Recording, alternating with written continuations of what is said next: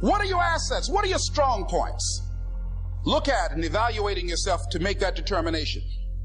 Understanding and knowing that we can move from where we are, that we can begin to design the kind of life that empowers us, that gives us happiness, that enable us to be on top of who we are.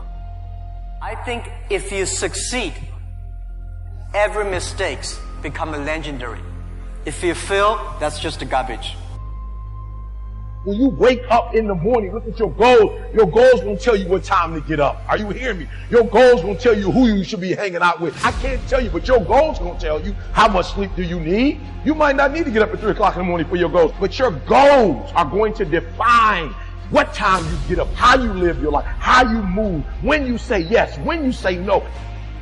You're waiting on your next door neighbor to make it happen for you. It may not happen. If you're waiting on your mother or your father, they may be so ancient in their thinking that they don't understand this opportunity that you have. And if you're waiting on them, it may never get done. You don't beg average people to be phenomenal. You don't beg good people to be phenomenal. You just are phenomenal, and you will attract phenomenal. The reason is fear. And the fear is usually fear of failure or success or rejection. But the real word I would use for this thing we're afraid of is pain. It's hard, but it's worth fighting. It's worth believing. It's worth mustering yourself up, standing up inside yourself. It's worth fighting relentlessly, never giving up. You can't just say you want it.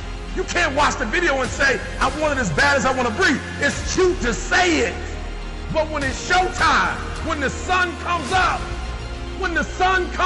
you've got all the books, you've got all the tapes, you've got all the access. Now it's time to hunt. And what separates you from everybody else is that when it's time to hunt, you're ready to hunt.